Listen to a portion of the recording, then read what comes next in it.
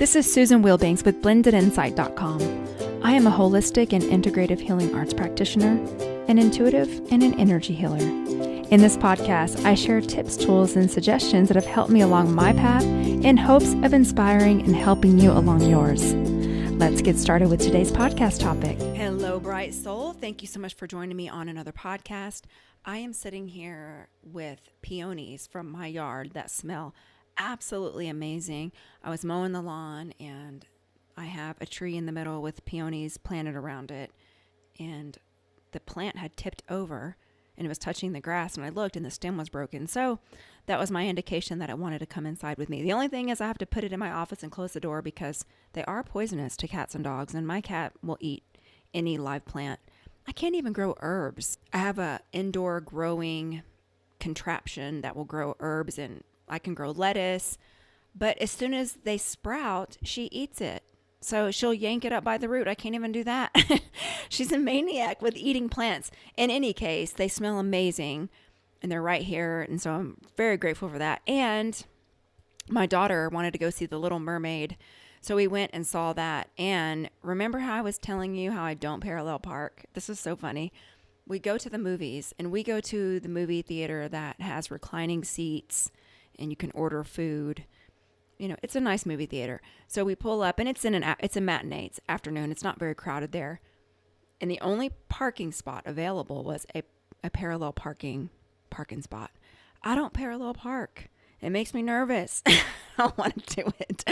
But I thought, you know what? I'm going to try. My daughter was with me. And remember, I bought her driving lessons. And I actually got her more driving lessons than what was required. So she did them for a while until she was super comfortable. So she's a great driver.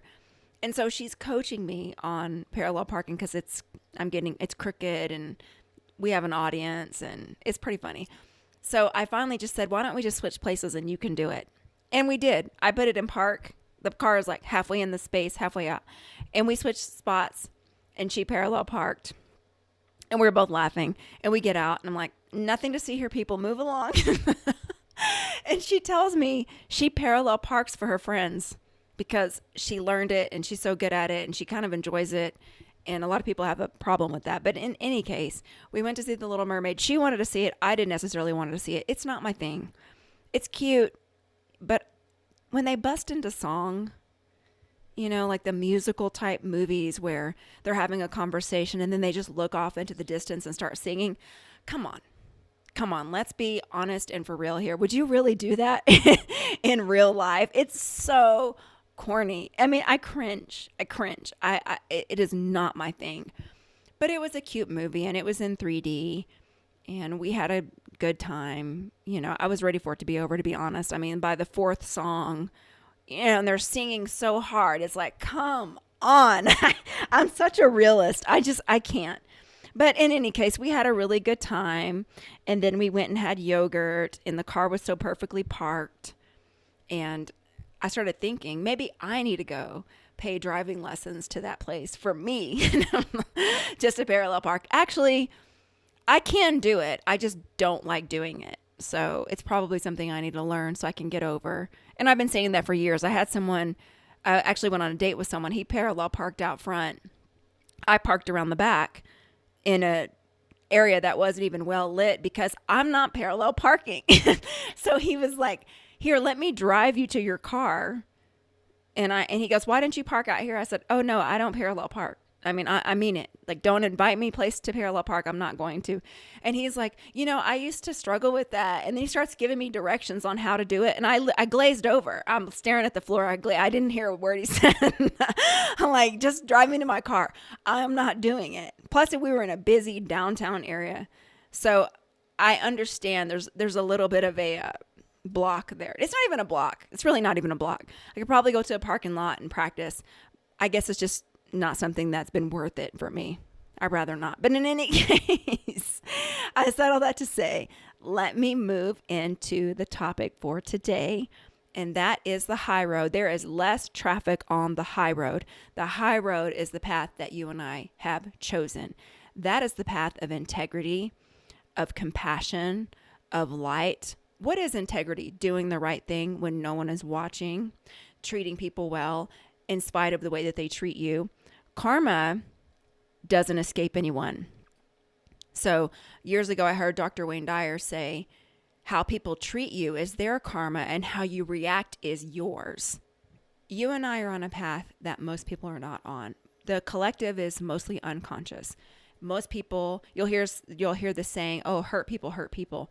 I get it, but I need boundaries because I'm not going to allow you to do that. I can have compassion where you are, and I can spin a story in my mind to help me release that. And I don't even have to spin the story. I can look at their energy centers, and I'm clairvoyant. I can see what's going on. It doesn't give them permission to do it, but how I react is always my responsibility and my karma. So my goal is to walk gently upon the earth, to be a beneficial presence on the planet, to leave people better than the way that I found them. Most people are looking to get things from other people, and it's a self-serving attitude. That's not you and I. And I know that on this journey, it can get a little exhausting and it can get discouraging, especially if you're mostly around people who are unconscious and just living out their wounds on other people. But what I want to say is there's always a karmic bank, so to speak.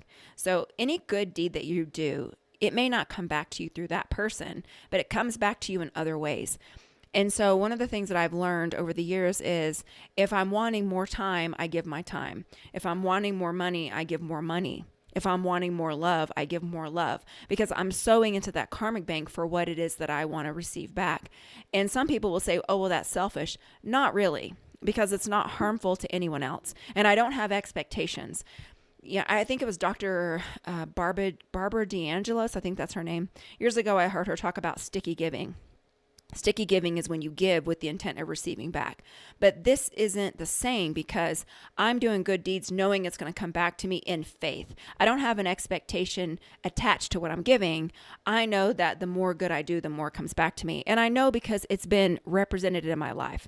And it may not, like I said, you may be giving to someone who can't give back to you, and that's okay. The universe is keeping score of all of that.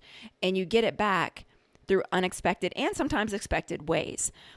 And it's really good to be reminded of this if you are around people who don't live by this rule. I am a big proponent of the golden rule. I always say I have a relationship, not a religion. Some people have a religion and a relationship. Some people just have a religion. Some people just have a relationship. I say I'm religious in the sense of repetitive behaviors that I do every day, my routine. That's a religion. If you look up religion, it's something you do repetitively. And it can be attached to spirituality, and it may not be. But I have a relationship, a spiritual relationship, and I have a deep inner conviction, a moral conviction on the inside. So I have a governance and a connection higher than this form. Therefore, I'm not ruled by the form. I get a little uneasy with people that don't have any connection because then they're just left to their own vices. And the dense form and the human ego can be a little bit dangerous. It's very self-serving. It's survival only motivated. And it isn't the most heart-centered type of formation all the time. For me, the heart center comes from your spiritual connection, from compassion, from really seeing people, from being vulnerable, and actually wanting to help people from a heart-centered place, not to get something in return. And what I wanted to say is, I understand that there's less traffic on the high road that you and I have chosen to take, but remind yourself that it isn't in vain. It's not fruitless. You may not see it the way you're expecting it, but there is a big bank that you are storing up, and it will come back to you. So you can rest easy in faith that this high road that you are taking has less traffic, but it also has great rewards. So keep doing what you're doing, and please do not be weary in well-doing. I know that it can get really, really tough, especially as this world continues to just be absolutely nuts and crazy. The energy is so crazy. I was at the gym this morning, and I was in a back room. It was pretty crowded. So I was in a back room finishing up what I was doing, and this group of 3 people. And as soon as they walked in, I started to get dizzy. I'm like, oh, their energy is so batty. I really can't. So I'm actually exercising, and I'm doing shields on myself mentally. You don't have to physically do it. And I'm actually mentally cleaning myself to try to get away from these people. I get it. And they're loud and cutting up. And I didn't even notice that. I mean, because I wear Beats, those Beats headphones that are soundproof at the gym. So it's not that I can hear them, but I felt them. And I understand that. I understand that it can be tough. However, I know that this path is one that I was chosen to be on, and I accepted that. I'm not resisting it. I'm on it now. And I can't step off now, because once you're conscious, you can't pretend you're unconscious. It doesn't work. So you're on the road now, so you may as well continue to reap your karmic awards by doing the very best, by being a person of value, character, treating people the way you want to be treated, even if they don't treat you like that back. You don't have to continue to engage. You can set boundaries, leave it as well as you can leave it, make amends where you can, and then walk in faith, because this is a faith walk. It is not something that we can necessarily see. It's something that we feel. And it's not ruled by our emotions. It's a higher feeling. It's a faith-based practice. So that is all I wanted to offer, and we can go into a healing. You can uncross your arms and legs and focus on your breathing.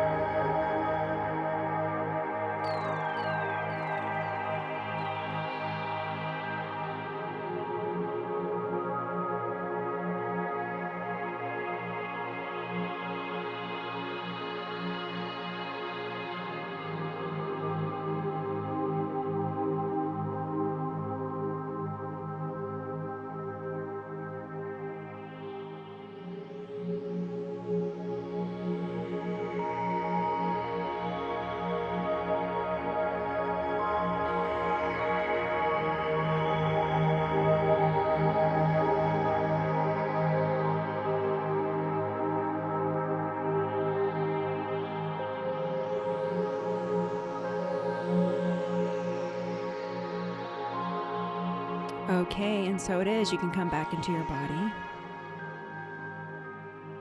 Friends, I want to thank you for who you are and for being here and all that you do. I really appreciate you. And if you haven't left me a review on iTunes, you can do so over on iTunes. And if you're not on my newsletter, you can get on it over at blendedinside.com on the front page. And I want to wish you a beautiful week. Take care. Bye-bye.